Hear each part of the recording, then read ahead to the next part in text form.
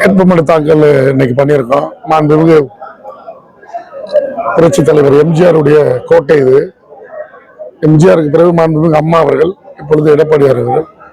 நாங்கள் அந்த கிட்டி அந்த பிரிட்ஜு கீழே வந்து எம்ஜிஆருடைய சிலைக்கு மாலை வைக்கிறதுக்காக 11:30 வெயிட் பண்ணோம். இது அப்பவே வெயில் வந்து எவ்வளோ இருந்துச்சு நீங்க எல்லாம் பார்த்தீங்க.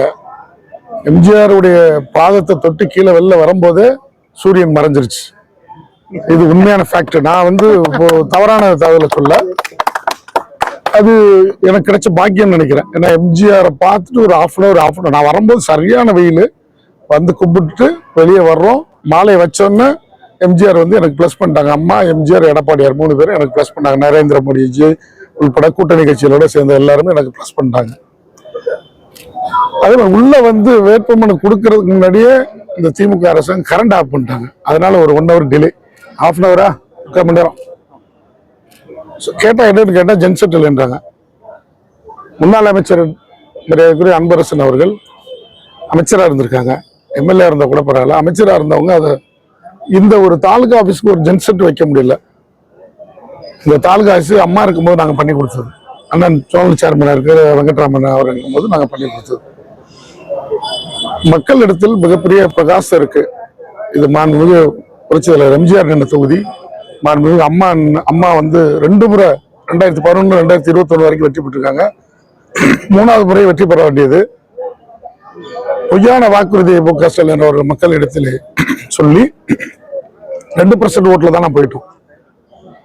இப்போ பலமான கூட்டணி, என்டிஏ கூட்டணி, பவர்ஃபுல்லான கூட்டணியில நாங்கள் எல்லாரும் அண்ணன் அன்புமணி, அண்ணன் டிடிவி, அண்ணன் ஜி.கே. வாசன், அண்ணன் பூவையார், அண்ணன் ஜான் பாண்டியன், எங்களுக்கு பலமான கூட்டணி இருக்கு. அண்ணன் அன்புமணி இந்த இயக்கத்துக்கு பெரிய வலுவாக இருப்பார். என்ன காரணம் என்றால் 2016 அம்மா மறைவுக்கு பின்னாடி அண்ணன் எடப்பாடியா இருக்கும்போது பாட்டாளி மக்கள் கட்சிக்கு 10.5% ஒதுக்குனாங்க. உங்களுக்கு தெரியும், எல்லாருக்கும் தெரியும். அதை வந்து திமுக அரசு வந்ததுக்கப்புறம் அதை நிலுவையில் போட்டிருக்காங்க. அண்ணன் எடப்பாடியார் 2026 ஆட்சி அமைஞ்சோன்னா கண்டிப்பா அதை நிறைவேற்றுவாங்க எனக்கு நம்பிக்கை. அதே மாதிரி இன்னைக்கு மோடிஜி அம்மா இருந்த போதும் சரி, அண்ணன் எடப்பாடியா இருந்ததும் சரி, 10 வருஷமா நம்ம தமிழ்நாட்டுக்கு என்னென்ன நிதிகள் தேவைப்பட்டதோ அத்தனையும் நமக்கு பெற்று தந்தாங்க. திமுக அரசு பெற்றுத்தராவிட்டாலும் பரவாயில்ல, 10 லட்சம் கோடி கடன் வாங்கி வச்சிருக்காங்க. அது உங்களுக்கு எல்லாருக்கும் தெரியும்.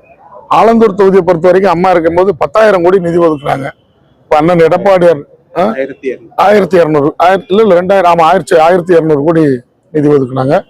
அண்ணன் எடப்பாடியார் 2026 2016 அம்மா மறைவுக்கு பின்னாடி நான் எடப்பாடியார் வந்து எப்படி ஆட்சி செய்வார்ன்றது மக்களும் கன்ஃபியூஸா இருந்தாங்க. மக்கள் வந்து கன்ஃபியூஸ்ல இருந்தாங்க. எதிர்கட்சிக்காரங்க எப்படா அந்த ஆட்சிக்கு வருந்தாங்க. இந்த 4.5 ஆண்டு காலம் அண்ணன் எடப்பாடியார் எப்படி ஆட்சி செஞ்சாரு, கொரோனா காலத்தில் மக்களை எவ்வளவு அண்ணன் எடப்பாடியாரும் மேல மோடிஜியும் கொரோனா காலத்தில் மக்களை எவ்வளவு அருமையா பாதுகாத்தாங்கன்னு உங்களுக்கு எல்லாருக்கும் தெரியும்.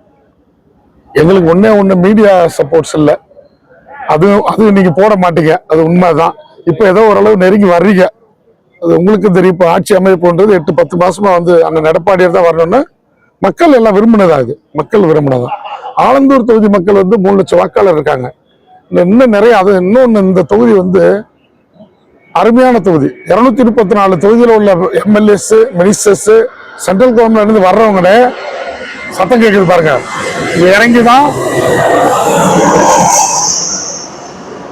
ஹைகோர்ட்டுக்கு போனாலும் இங்க இறங்கிதான் போகணும், கோட்டைக்கு போனாலும் இங்க இறங்கிதான் போகணும்.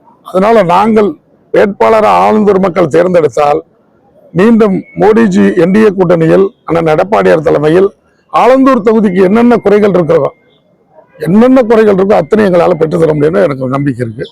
மக்கள் விரும்பிட்டாங்க எடப்பாடி, அண்ணன் எடப்பாடி. ஏன்னா சட்ட ஒழுங்கு சீர்கேடு, பெண்கள் பாதுகாப்பு இல்லை. தூத்துக்குடியில் 83 வயசு ஒரு இஷ்யூ, நீங்க போன வாரம் பார்த்துருப்பீங்க.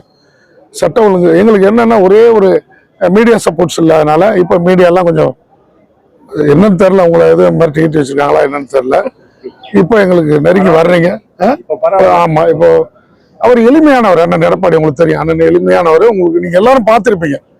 இப்ப எல்லாருமே என்ன சொல்றாங்க, தவறுதலா வாக்களிச்சிட்டோம். அதுக்கு ஒரு மெயின் உதாரணம் என்னன்னா, சிறுபான்மை மக்களை பொய்யான வாக்குறுதியை கொடுத்துதான் ஸ்டாலின் அவர் ஆட்சிக்கு வந்தார். இப்ப சிறுபான்மை மக்கள் என்ன யோசிக்கிறாங்கன்னா, நம்ம தவறுதலா வாக்களிச்சிட்டோம், நம்ம பிள்ளைங்களுக்கு பாதுகாப்பு இல்லைன்னு ஃபீல் பண்றாங்க. சிறுபான்மை மக்களுக்கு எல்லாரையும் பாத்தீங்கன்னா பிள்ளைங்களுக்கு பாதுகாப்பு இல்லை. பெண்களுக்கு பாதுகாப்பு இல்லை, போதை நடமாட்டம் அதிகமாயிடுச்சு. அது உங்களுக்கு எல்லாம் இப்ப இதெல்லாம் நான் சொல்றது பொய்யா உண்மைன்றதை இதை நீங்க பிளாஸ் பண்ணணும். அதான் உண்மை, உண்மையான நிலவரத்தை நான் சொல்றேன், தவறான கருத்தை நான் சொல்ல. அண்ணன் எடப்பாடியார் நமது வேட்பாளர்.